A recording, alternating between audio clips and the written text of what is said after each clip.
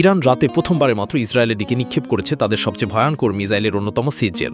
অপ্রতিরোধ্য এই মিসাইলের হামলায় ইসরায়েলের আকাশ প্রতিরক্ষা ব্যবস্থা পুরোপুরি অকার্যকর এখন, এমনটাই জানিয়েছে বিপ্লবী গার্ড বাহিনী। অপরদিকে ইরানের সমর্থনে জড়ো হল হাজার হাজার ইরাকে। ইসরায়েল ও যুক্তরাষ্ট্র বিরোধী স্লোগানে প্রকম্পিত রাজধানী বাগদাদ ও বসরা শহর। এরই মাঝে ইসরায়েল জুড়ে আবারও বেজে উঠেছে সতর্কতা সাইরেন। ইরানের ছোড়া ক্ষেপণাস্ত্র থেকে জীবন বাঁচাতে নিরাপদ আশ্রয়ে যেতে বাধ্য হচ্ছেন ইহুদিবাদীরা। ইরানের হামলা ঠেকাতে ইসরায়েলের শেষ ভরসাটুকু আর বেশি দিন টিকছে না। আমেরিকার তৈরি আয়রন ডোম, যেটি শত শত রকেট ঠেকিয়ে দেশটিকে বহুবার রক্ষা করেছে, সেটির ইন্টারসেপ্টর মিসাইল এখন হাতে গোনা। ওয়াশিংটন পোস্টের রিপোর্ট বলছে আর মাত্র 10 থেকে 12 দিনের মতো মজুদ আছে প্রতিরক্ষা মিসাইল। অন্যদিকে ইরান শুধু ক্ষেপণাস্ত্র নয়, এবার নামিয়েছে সাইবার অস্ত্র। গোপনে হ্যাক করা হচ্ছে ইসরায়েলের সামরিক সিসিটিভি সিস্টেম, যা যুদ্ধের মাঝেই দেশটির নিরাপত্তা কাঠামোকে নাড়িয়ে দিয়েছে।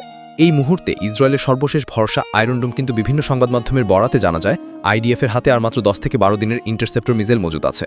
প্রতিদিন গড়ে 100 থেকে 150টি রকেট আঘাত হানছে ইসরায়েলের অভ্যন্তরে। এই পরিস্থিতিতে মিসাইল ফুরিয়ে গেলে ইসরায়েল কার্যত উন্মুক্ত হয়ে পড়বে ইরানি আঘাতের সামনে।